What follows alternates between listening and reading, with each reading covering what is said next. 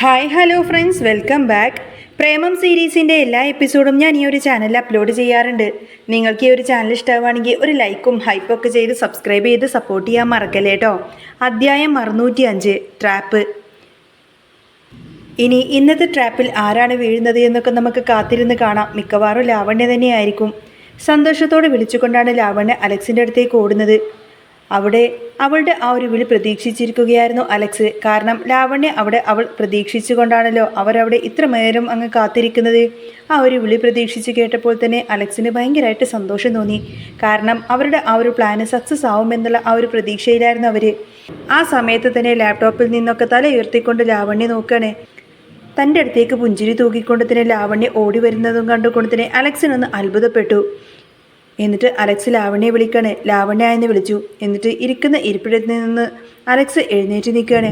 ആ സമയത്തിന് ലാവണ്യ അലക്സിനോടായിട്ട് പറയുന്നുണ്ട്, അലക്സിൻ്റെ പേര് വെളിപ്പെടുത്തിയിട്ടില്ലല്ലോ.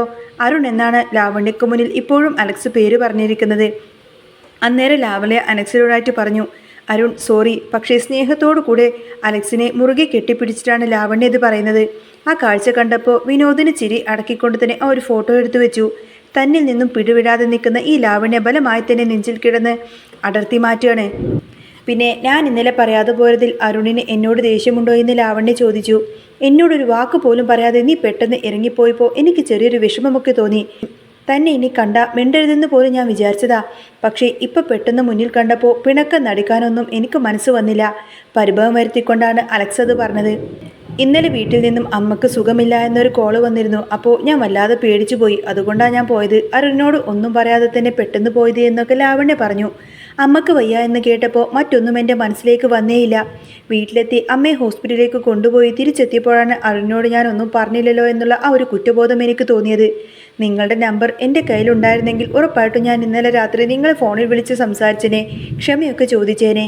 അരുണിൻ്റെ ഫോൺ നമ്പർ വാങ്ങാത്തത് വലിയൊരു അബദ്ധമായി പോയി. ഇന്നിവിടെ നിങ്ങളെ കാണാൻ പറ്റില്ലായിരുന്നുവെങ്കിൽ എനിക്ക് ഭയങ്കര സങ്കടമായേനെ. ഇന്നലെ പറയാതെ പോയതിൽ ആത്മാർത്ഥമായിട്ട് ഞാൻ അരുണിനോട് ക്ഷമ ചോദിക്കുകയാണ്. എന്നോട് ദേഷ്യമൊന്നും തോന്നരുത്.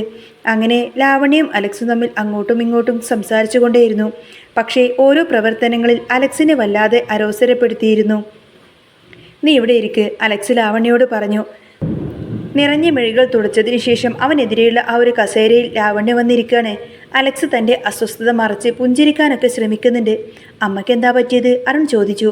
അമ്മക്ക് പെട്ടെന്നൊരു തലചുറ്റൽ വന്നു. ഹോസ്പിറ്റലിലേക്ക് കൊണ്ടുപോയപ്പോൾ ഡോക്ടർ BP കുറഞ്ഞതാണെന്നൊക്കെ പറഞ്ഞു. 2 ദിവസം പ്രത്യേകം ശ്രദ്ധിക്കാനും പറഞ്ഞിട്ടുണ്ട്. വേറെ കുഴപ്പമൊന്നുമില്ല. ആ ചോദ്യം പ്രതീക്ഷിച്ചുകൊണ്ടാണ് അവൾ ഉത്തരം പറഞ്ഞത്. അമ്മയെ വീട്ടിൽ ഒറ്റക്കാക്കിയിട്ടാണോ ലാവണ്യ എന്നെ കാണാൻ ഇങ്ങോട്ടേക്ക് വന്നത് എന്ന് അലക്സ് ചോദിച്ചു. അമ്മക്ക് കൂട്ടായി വീട്ടിൽ സെർവൻ്റ് ഉണ്ട്. പിന്നെ അരുണിനെ ഇവിടെ വന്നാൽ ചിലപ്പോൾ കാണാൻ പറ്റിയേക്കും എന്ന് കരുതിയിട്ട് തന്നെയാണ് ഞാൻ ഇങ്ങോട്ടേക്ക് വന്നതെന്ന് ലാവണ്യ പറഞ്ഞു. ഇന്നലെ പെട്ടെന്ന് പറയാതെ ഇറങ്ങിപ്പോയതിൽ എനിക്കും ചെറിയ സങ്കടമൊക്കെ തോന്നി. അപ്പോൾ ഞാനൊരു സോറി പറയാനൊക്കെയാണ് കരുതിയിട്ടാണ് വന്നത് എന്ന് ലാവണ്യ അലക്സിനോട് പറഞ്ഞു. പക്ഷേ ദുഃഖമുള്ളതുപോലെ അഭിനയിച്ചുകൊണ്ടാട്ടോ ലാവണ്യ ഇതൊക്കെ സംസാരിക്കുന്നത്. സാരമില്ല, അമ്മക്ക് വയ്യാത്തത് കൊണ്ട് പോയതല്ലേ, എനിക്കും മനസ്സിലാവും. പിന്നെ അമ്മ വയ്യാതിരിക്കുമ്പോൾ അവരെ തനിച്ചാക്കിയിട്ട് എന്നെ കാണാൻ വേണ്ടി ഇങ്ങോട്ടേക്ക് വരണ്ടായിരുന്നു. ലാവണ്യക്ക് എന്നെ കാണണമെന്നുണ്ടെങ്കിൽ സാറ്റർഡേ സൺഡേ ഒഴികെയുള്ള മറ്റേത് ദിവസങ്ങളും ഇങ്ങോട്ടേക്ക് വന്നാൽ മതി. ഞാൻ മിക്കവാറും ഈ സമയത്തൊക്കെ ഇവിടെ ഇരിക്കാറുള്ളതാണെന്ന് അലക്സ് പറഞ്ഞു. അപ്പോൾ നമുക്കിനിയും കാണാമല്ലേ? അവൾ കുറുമ്പോടു കൂടിയാണ് ചോദിച്ചത്. തീർച്ചയായിട്ടും നമുക്കിനിയും കാണാം. ലാവണ്യക്ക് എപ്പോൾ വേണമെങ്കിലും എന്നെ കാണാനും വരാം. I like your presence Lavanya, Alex പറഞ്ഞു. അവൻ്റെ കണ്ണുകളിൽ തന്നോടുള്ള ആരാധന നിറഞ്ഞു നിൽക്കുന്നത് ലാവണ്യ അഹങ്കാരത്തോടു കൂടിയാണ് നോക്കിക്കണ്ടത്. അരുണിനോടൊപ്പം ഇരിക്കുമ്പോൾ താൻ വല്ലാതെ റിലാക്സ് ആവുന്നുണ്ട്. നിങ്ങളുമായിട്ടുള്ള ഫ്രണ്ട്ഷിപ്പ് എനിക്ക് വളരെയധികം ഇഷ്ടപ്പെട്ടു. നമ്മുടെ ഈ റിലേഷൻ നല്ലതുപോലെ മുന്നോട്ട് കൊണ്ടുപോകണമെന്ന് തന്നെയാണ് ഞാൻ ആഗ്രഹിക്കുന്നത്. ഒരു പുഞ്ചിരിയോടുകൂടിയാണ് ലാവണ്യ അലക്സിനെ നോക്കി എടുത്തു പറഞ്ഞത്. എങ്കിൽ പിന്നെ ലാവണ്യ വീട്ടിലേക്ക് പോയിക്കോ, അമ്മക്ക് സുഖമില്ലാതിരിക്കല്ലേ. അലക്സ് അവളെ ഒഴിവാക്കാൻ എന്ന ചിന്തയിലാണ് പറഞ്ഞത്. അവളത് പറഞ്ഞു. പക്ഷേ അലക്സ് പറഞ്ഞത് കേട്ടപ്പോൾ ലാവണ്യയ്ക്ക് എന്തോ മുഖത്ത് വല്ലാത്ത വിഷമം തോന്നി. അലക്സിനൊപ്പം ചിലവഴിക്കാൻ വേണ്ടിയിട്ടാണ് അവൾ ഇത്രയും അധികം റിസ്ക് എടുത്ത് ഇങ്ങോട്ടേക്ക് വന്നത് തന്നെ. പക്ഷേ അമ്മക്ക് സുഖമില്ലെന്ന് അവനോട് പറഞ്ഞു പോയത് കൊണ്ട് തന്നെ ഇനി അത് മാറ്റി പറയാനും കഴിയില്ലല്ലോ എന്ന് ലാവണ്യക്ക് മനസ്സിലായി. തൽക്കാലം അവിടെ നിന്ന് പോവുകയല്ലാതെ വേറെ നിവൃത്തിയൊന്നും ഇല്ലായിരുന്നു ലാവണ്യക്ക്. അമ്മക്ക് സുഖമില്ലാത്തത് കൊണ്ട് ഇവനോടൊപ്പം സമയം ചെലവഴിക്കുക എന്നത് ഇവനും ഇഷ്ടമില്ല എന്നൊക്കെയാണ് ലാവണ്യ ധരിച്ചു വെച്ചിരിക്കുന്നത്. അത് ചിലപ്പോൾ അരുൺ മറ്റൊരു അർത്ഥത്തിലെടുത്തേക്കാമെന്നൊക്കെ അവൾ വിചാരിക്കാണ്. ലാവണ്യെ തിരികെ പോവാം എന്നുള്ള ആ ഒരു ചിന്തയുമായിട്ടാണ് വന്നത്. താങ്ക്സ് അരുൺ, മറ്റൊരു ദിവസം ഇനി ഇവിടെ വെച്ച് തന്നെ നമുക്ക് കണ്ടുമുട്ടാമെന്നും പറഞ്ഞ് അത്രമാത്രം പറഞ്ഞുകൊണ്ട് തന്നെ ലാവണ്യ അവിടെ നിന്നും എഴുന്നേറ്റു.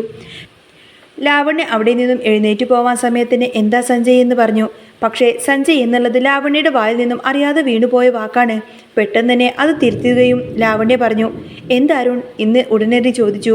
ലാവണ്യ തന്നെ സഞ്ജയ് എന്ന് വിളിച്ചത് അരുൺ കേട്ടുവെങ്കിലും അത് കേട്ട ഭാവം നടിക്കാതെ അവളോട് അലക്സ് പറഞ്ഞു, ഓക്കെ ഐ മിസ് യു എന്ന്. അത്രയും പറഞ്ഞുകൊണ്ട് തന്നെ അവൾ തിരിച്ചു പറയാണ്, ഞാനും നിന്നെ മിസ് ചെയ്യും അരുൺ എന്ന് ലാവണ്യ തിരിച്ചു പറഞ്ഞു. അവൻ്റെ ശരീരത്തോട് വീണ്ടും ചേർന്ന് നിൽക്കാനാണ് ലാവണ്യ ആഗ്രഹിച്ചത്. പക്ഷേ അവൻ അടച്ചിരിക്കുന്ന ആ ഒരു സ്പ്രേയുടെ മണം ലാവണ്യയുടെ മൂക്കിലേക്ക് ഇങ്ങനെ അടിച്ചു വീശുന്നുണ്ടായിരുന്നു. അങ്ങനെ ലാവണ്യക്ക് അലക്സിനോട് അല്ലെങ്കിൽ അരുണിനോട് വല്ലാത്തൊരു താല്പര്യമൊക്കെ തോന്നി. രണ്ടുപേരാണെങ്കിലും വ്യക്തി ഒന്നാണല്ലോ. അതുകൊണ്ട് തന്നെ അലക്സിന്റെ നെഞ്ചിലേക്ക് അങ്ങ് താഴ്ത്തി വെച്ചുകൊണ്ട് തന്നെ വീണ്ടും ലാവണ്യ നിന്നു. ലാവണ്യയുടെ മനസ്സിൽ എങ്ങനെയെങ്കിലും ഇവന്റെ കള്ളത്തരം ഇവന്റെ കൂടെ കൂടി അവളുടെ ലക്ഷ്യങ്ങളൊക്കെ നേടിയെടുക്കണമെന്നുള്ളതാണ്. പക്ഷേ ലാവണ്യയുടെ ട്രാപ്പിലാക്കുക എന്നായിരുന്നു അലക്സിന്റെ ഉദ്ദേശം. അങ്ങനെ അവിടെ നിന്നും അവർ രണ്ടുപേരും ഹഗ്ഗൊക്കെ ചെയ്തിട്ട് അലക്സ് വിചാരിക്കുന്നുണ്ട് ഇതൊക്കെ തൻ്റെ ജോബിൻ്റെ ഭാഗമായിട്ടാണല്ലോ എന്നൊക്കെ വിചാരിച്ചുകൊണ്ട് തന്നെയാണ് അലക്സ് അതെല്ലാം തന്നെ ക്ഷമിച്ച് നിൽക്കുന്നത്. അങ്ങനെ അത് കഴിഞ്ഞ് സഞ്ജയ് ഇവളൊരു മോശം പെണ്ണാണെന്ന് വിശ്വസിക്കണമല്ലോ. അതിനു വേണ്ടിയിട്ടാണല്ലോ അവർ ഇത്രയൊക്കെ പ്ലാൻ ചെയ്ത് കൂട്ടുന്നത്. അത് സഞ്ജയ് നേരിട്ട് കാണേ വേണം. സഞ്ജയ്ക്ക് നേരിട്ട് ഇവളുടെ ഈ ഒരു സ്വഭാവം എന്താണെന്നുള്ളത് ബോധ്യപ്പെടുകയും വേണം. ഈ 2 ദിവസം കൊണ്ട് തന്നെ നീ എൻ്റെ ആരോഗ്യമായതുപോലെ എനിക്ക് തോന്നുന്നു ലാവണ്യ.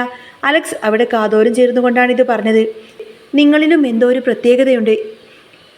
ഇതുവരെ ഒരു പുരുഷനിലും തോന്നാത്തൊരു അടുപ്പമാണ് എനിക്ക് നിങ്ങളോട് തോന്നുന്നത് എന്ന് ലാവണ്യ ചിരിച്ചുകൊണ്ട് കടുപ്പിച്ചു പറഞ്ഞു.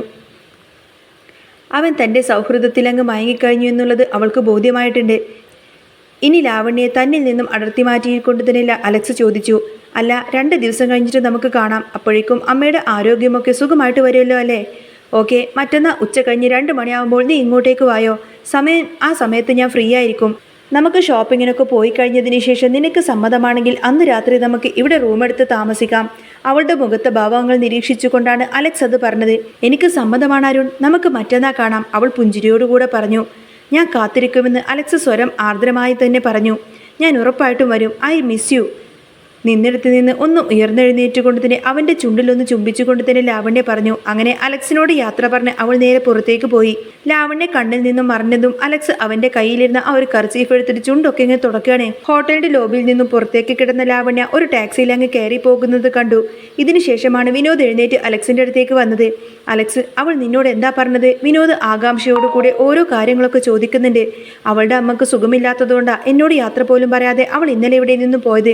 ഞാനും എല്ലാം വിശ്വസിക്കുന്നത് പോലെ തന്നെ അവളുടെ മുന്നിൽ അഭിനയിച്ചിട്ടുണ്ട്. അലക്സ് ഒരു പുഞ്ചിരിയോടുകൂടെ പറഞ്ഞു. പഠിച്ച കൊള്ളി തന്നെയാണ് അവള്. ഇനി എന്നാ അവൾ നിന്നെ കാണാൻ വരുന്നത്? അതറിഞ്ഞിട്ട് വേണം സഞ്ജയ് ഇങ്ങോട്ടേക്ക് വരുത്താൻ. വിനോദ് അവനെ നോക്കിക്കൊണ്ട് പറഞ്ഞു. മറ്റന്നാൾ ഉച്ചയ്ക്ക് ശേഷം ഒരു 2 മണിയാകുമ്പോഴേക്കും അവൾ ഇങ്ങോട്ടേക്ക് വരാമെന്ന് പറഞ്ഞിട്ടുണ്ട്. അലക്സ് മറുപടി നൽകി. എങ്കിൽ നമ്മുടെ നെക്സ്റ്റ് ടാർഗറ്റ് എന്ന് പറയുന്നത് യൂണിറ്റ് പ്രൊഡക്ഷൻ അല്ലേ? സഞ്ജയ് മുഖർജിയാണ്. അത് കഴിഞ്ഞ് അതേസമയം മറ്റന്നാൾ ലാവണ്യ വരുന്ന അതേ സമയം തന്നെ സഞ്ജയ് നമുക്ക് ഇങ്ങോട്ടേക്ക് വരുത്തിപ്പിക്കണം. സഞ്ജയ് വലയിലാക്കാൻ വേണ്ടിയിട്ട് ചില പദ്ധതികളൊക്കെ പ്ലാനിലിട്ടിട്ടുണ്ട്. എന്താ നിന്റെ മനസ്സിലെ പദ്ധതി? അതാദ്യം പറ. അലക്സിന് ആ ഒരു പ്ലാൻ കേൾക്കാൻ വേണ്ടിയിട്ട് വലിയ ആകാംക്ഷ തോന്നി. ഞാനൊരു മീഡിയയുടെ അല്ലെങ്കിൽ ഗ്ലോബൽ മീഡിയയുടെ നിർമ്മിതാവാന്ന് എന്ന് പറഞ്ഞിട്ട് അവൻ ഒരു ഡ്രാമ കളിക്കും. ഒരു ഫേമസ് ആയിട്ടുള്ള ഒരു വിദേശകാര്യ കമ്പനിയാണ് ഈ ഒരു ഗ്ലോബൽ മീഡിയ എന്ന് പറയുന്നത്. അതിൽ ഞാനൊരു സെക്രട്ടറി ആയിട്ട് ഞാൻ അഭിനയിക്കും. ജോസഫ് ആളൊരു മലയാളി കൂടിയാണ്. അതുകൊണ്ട് തന്നെ സഞ്ജയ് നമുക്ക് പറഞ്ഞ് എന്തായാലും പറ്റിക്കാനും പറ്റുമെന്ന് വിനോദ് പറഞ്ഞു. അവളെ വിളിച്ചിട്ട് നീ എന്താ പറയാൻ പോകുന്നത് എന്ന് അലക്സ് ചോദിച്ചു. സഞ്ജയ് വിളിച്ചിട്ട് ആദ്യം അവനെയും അവൻ്റെ കമ്പനിയെയും കുറിച്ച് പൊക്കി അടിച്ചങ്ങോട്ടേക്ക് സംസാരിക്കണം. അപ്പോൾ അങ്ങനെ അവനെ ഇംപ്രസ് ആവുമല്ലോ. ആ സമയം നോക്കി എനിക്ക് അവനുമായിട്ട് ചേർന്ന് ഒരു റിയാലിറ്റി ഷോ നിർമ്മിക്കാനൊക്കെ ആഗ്രഹമുണ്ടോ എന്നൊക്കെ ഞാൻ അങ്ങ് തട്ടി അങ്ങോട്ടേക്ക് വിടും. അപ്പോൾ ഞാൻ പറയുന്നത് കണ്ട് അവൻ എന്തായാലും താല്പര്യം പ്രകടിപ്പിക്കും. അങ്ങനെ അവൻ ഇൻഡസ്ട്രി ഉണ്ടാക്കി കഴിഞ്ഞാൽ നേരിട്ട് കണ്ടിട്ട് നമുക്ക് കാര്യങ്ങളൊക്കെ സംസാരിക്കാം, അല്ലെങ്കിൽ നടപ്പിലാക്കാം എന്നൊക്കെ പറഞ്ഞ് അവൻ ഇങ്ങോട്ടേക്ക് വരുത്തിപ്പിക്കും. ഇപ്പോൾ തന്നെ അവനെ വിളിച്ച് ഈ ഒരു കാര്യം പറഞ്ഞ് മറ്റന്നാൾ ഇവിടേക്ക് വരാൻ പറയണം. എങ്ങനെയുണ്ട് ഈ ഐഡിയ? വർക്കൗട്ട് ആവൂലേ? വിനോദ് അലക്സിനെ നോക്കിക്കൊണ്ടാണ് ഇതൊക്കെ ചോദിക്കുന്നത്. എടാ പൊളിച്ചു മോനെ, ഗ്ലോബൽ മീഡിയ എന്ത് കേട്ടാൽ എന്തായാലും സഞ്ജയ് ചാടി വീഴും. എങ്കിലും സ്റ്റാർഡം മീഡിയയിൽ കൂടെ ഇങ്ങനെ നമുക്ക് സ്റ്റാർഡം മീഡിയയിൽ കൂടെ നിന്നുകൊണ്ട് തന്നെ നീ ജയിക്കും എന്നാണ് അയാൾ ആലോചിക്കുന്നത് തന്നെ.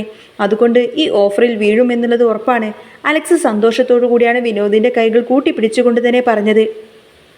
എങ്കിൽ ഞാൻ ഇപ്പം തന്നെ സഞ്ജയ് വിളിക്കട്ടെ എന്ന് വിനോദും പറഞ്ഞു. വേഗം വിളിക്ക്, അവൻ എന്താ പറയുന്നത് എന്ന് നമുക്ക് നോക്കാലോ. അലക്സ് ആവേശത്തിലാണ്. വിനോദ് തൻ്റെ മൊബൈലെടുത്ത് മറ്റൊരു സിം ഇട്ടിട്ടുകൊണ്ട് തന്നെ സഞ്ജയ് മുഖർജിയെ ഡയൽ ചെയ്തു. മറ്റൊരു വശത്ത് റിംഗ് കേൾക്കാൻ തുടങ്ങിയിരുന്നു. ഏതു നിമിഷവും സഞ്ജയ് കോൾ എടുക്കാമെന്ന് അവർ പ്രതീക്ഷിച്ചു. പെട്ടെന്നാണ് അപ്പുറത്ത് കോൾ അറ്റൻഡ് ചെയ്യപ്പെട്ടത്. Hello, Sanjay Mukherjee here. സഞ്ജയുടെ മുഖം ആ ഒരു സൗണ്ട് രണ്ടുപേരും ഫോണിൽ കേൾക്കുകയാണ്. ഹലോ സർ, ഇത് ഗ്ലോബൽ മീഡിയയിൽ നിന്ന് സെക്രട്ടറിയാണ് സംസാരിക്കുന്നത്. വിനോദ് തൻ്റെ ശബ്ദം കുറച്ച് ഗാംഭീര്യമൊക്കെ വരുത്തിക്കൊണ്ട് തന്നെ ചോദിച്ചു. ഗ്ലോബൽ മീഡിയയിൽ നിന്നും സെക്രട്ടറി ജോസഫോ? സഞ്ജയുടെ സ്വരത്തിൽ അവിശ്വസനീയത ഒന്ന് പടർന്നുപോയി. ഇത്രയും ഫേമസ് ആയിട്ടുള്ള ഒരു വിദേശ കമ്പനിയുടെ നിർമ്മാതാവ് തന്നെ വിളിക്കുന്നത് എന്ന് അവൻ ഒട്ടും തന്നെ പ്രതീക്ഷിച്ചിരുന്നില്ല. അതെ, ഞാനിപ്പോൾ കുറച്ച് നാളായിട്ട് എറണാകുളത്തുണ്ട്. ഞങ്ങളുടെ കമ്പനി ഇപ്പോൾ പ്രൊഡ്യൂസ് ചെയ്തുകൊണ്ടിരിക്കുന്ന ഈ ഒരു ഫിലിം ഇപ്പോൾ വിദേശത്ത് നല്ലതുപോലെ റണ്ണിംഗ് ആണ്. സഞ്ജയ് ഒരു പക്ഷേ കേട്ടിട്ടുണ്ടാവും. ദ വൺ മാൻ ഷോ, അതാണ് ഞങ്ങളുടെ റിയാലിറ്റി ഷോ. ഗ്ലോബൽ പ്രൊഡക്ഷനെക്കുറിച്ചും അവരുടെ ഇപ്പോൾ ചെയ്തുകൊണ്ടിരിക്കുന്ന എല്ലാ പ്രൊഡക്ഷനെക്കുറിച്ചൊക്കെ വിനോദ് നമ്മുടെ സഞ്ജയുടെ അടുത്ത് പറഞ്ഞു. അത് പ്രകാരമാണ് അവനിപ്പോൾ സഞ്ജയോട് സംസാരിക്കുന്നത് തന്നെ. യെസ് സർ, ഇതിനൊക്കെക്കുറിച്ചുള്ള ഞാൻ ഒരുപാടധികം കേട്ടിട്ടുണ്ട്. അതിനെക്കുറിച്ച് എപ്പിസോഡൊക്കെ ഞാൻ കണ്ടിട്ടുമുണ്ട്. അത് വളരെയധികം ത്രില്ലിങ്ങും ഒരു എൻഗേജറുമായിരുന്ന ഷോ ആണല്ലോ. സഞ്ജയുടെ ആ ഒരു സ്വരത്തിൽ അത്ഭുതം നിറയാണ്. ഞാൻ വിളിച്ചതും ഈ ഒരു ഷോയുടെ കാര്യം പറയാൻ വേണ്ടിയിട്ടാണ്. ഈ ഒരു ഗ്ലോബൽ മീഡിയയുടെ ഇത് മലയാളികൾക്കും ചെയ്യാൻ വേണ്ടിയിട്ട് ഞങ്ങൾ വിചാരിക്കുന്നത്. ഇവിടെ ഏതെങ്കിലും ഒരു മലയാളം പ്രൊഡക്ഷനായിട്ട് പ്ലാൻ ഉണ്ടാക്കിയിട്ട് ഞങ്ങൾക്ക് അത് ചെയ്യാൻ വേണ്ടിയിട്ടാണ് എന്നൊക്കെ പറയും. എന്നിട്ട് ഷോ തുടങ്ങാം എന്നൊക്കെയാണ് ഞങ്ങൾ വിചാരിക്കുന്നത്. എൻ്റെ അസിസ്റ്റൻ്റ് ഫസ്റ്റ് റെക്കമെൻഡ് ചെയ്തത് സ്റ്റാർഡം മീഡിയ ആയിരുന്നു. എന്നാൽ അവരുടെ ഹിസ്റ്ററി പരിശോധിച്ച ആ കമ്പനിയുടെ ഇപ്പോഴത്തെ അവസ്ഥ കുറച്ച് ദയനീയമാണെന്ന് എനിക്ക് മനസ്സിലായി. ആ കമ്പനിയുടെ ഷെയർ ഈ ഇടയ്ക്ക് ഒരുപാടധികം ഇടിഞ്ഞിട്ടുമുണ്ട്. അതുകൊണ്ട് തന്നെ ഞാൻ അവരെ വേണ്ടാന്ന് വെച്ചു. അപ്പോഴാണ് യൂണിറ്റ് പ്രൊഡക്ഷനെക്കുറിച്ച് ഞാൻ കേട്ടത്. നിങ്ങളുടെ കമ്പനിയുടെ മുൻപത്തെയും ഇപ്പോഴത്തെയും പ്രൊജക്റ്റ് പഠിച്ചപ്പോൾ ഞാൻ വളരെയധികം സന്തോഷത്തിലാണ്. യൂണിറ്റ് പ്രൊഡക്ഷനെ ഒരുപാടധികം ഉയരത്തിലേക്ക് എത്തിക്കാനുള്ള താങ്കളുടെ പ്രയത്നവും ഞാൻ നിരീക്ഷിച്ചിരുന്നു. നിങ്ങളും നല്ലതുപോലെ ഹാർഡ് വർക്ക് ചെയ്യുന്ന ഒരാളാണ്. നിങ്ങളെപ്പോലെ എഫിഷ്യൻ്റ് ആയിട്ടുള്ള ഒരു കമ്പനിയുമായിട്ട് സഹകരിച്ച് മുന്നോട്ട് പോകാനാണ് ഗ്ലോബൽ മീഡിയ ആഗ്രഹിക്കുന്നത്. വിനീത് വളരെ വിദഗ്ധമായിട്ടാണ് ഓരോ കാര്യങ്ങളൊക്കെ ചോദിച്ചുകൊണ്ടേയിരിക്കുന്നത്. ഗ്ലോബൽ മീഡിയ ആയിട്ട് ഒരു റിയാലിറ്റി ഷോ ചെയ്യുന്നത് എനിക്ക് വളരെയധികം സമ്മതമാണ്. പക്ഷേ ഇതിനു വേണ്ടിയിട്ട് ഞാൻ എന്താണ് ചെയ്യേണ്ടത് എന്ന് സഞ്ജയ് തിരിച്ചു ചോദിച്ചു. പക്ഷേ ഇത് കേട്ടപ്പോൾ സ്റ്റാർഡം മീഡിയ അതിനേക്കാൾ ഉയർന്ന തരത്തിൽ യൂണിറ്റ് പ്രൊഡക്ഷനെ ഉയർത്തിയിട്ടുള്ള ആ ഒരു അവസരമായിട്ടാണ് സഞ്ജയ് ഇതിനെ കണ്ടത്. അങ്ങനെ ആ ഓഫർ കൈ നീട്ടി സഞ്ജയ് അങ്ങ് സ്വീകരിക്കുകയാണ്. സഞ്ജയ്ക്ക് താല്പര്യമുള്ള സ്ഥിതിക്ക് നമുക്ക് ഈ വിഷയത്തെക്കുറിച്ച് കൂടുതൽ നേരിട്ടൊന്ന് സംസാരിച്ചാലോ? അതാണ് നല്ലത് എന്ന് എനിക്കും തോന്നുന്നു. ഫോണിൽ കൂടിയുള്ള ഈ ഒരു കമ്മ്യൂണിക്കേഷൻ പ്രോപ്പർ വേ ആണെന്നൊന്നും എനിക്ക് തോന്നുന്നില്ല എന്ന് പറഞ്ഞ് വിനോദ് അടുത്ത ചൂണ്ടയും അങ്ങ് വിട്ടുകൊടുത്തു. ഇനി സഞ്ജയ് അതിൽ കുത്തുമോ ഇല്ലയോ എന്നുള്ളതൊക്കെ നമുക്ക് കണ്ടറിയാട്ടോ. സാറ് പറയുന്നത് ശരിയാണ്. നേരിട്ട് കാണാനും ഈ റിയാലിറ്റി ഷോയുടെ എല്ലാ കാര്യങ്ങളും അറിയാനും എനിക്ക് നേരിട്ട് അറിയാൻ തന്നെയാണ് ഇഷ്ടം. എവിടെ വന്നാലാണ് സാറിനെ ഒന്ന് കാണാൻ പറ്റുക എന്ന് സഞ്ജയ് വളരെ താല്പര്യത്തോടു കൂടി ചോദിച്ചു. മറ്റന്നാൾ ഞാൻ എറണാകുളത്തെ ഹോട്ടൽ മാസ് മെമ്മോറിയൽ ഉണ്ടാവും.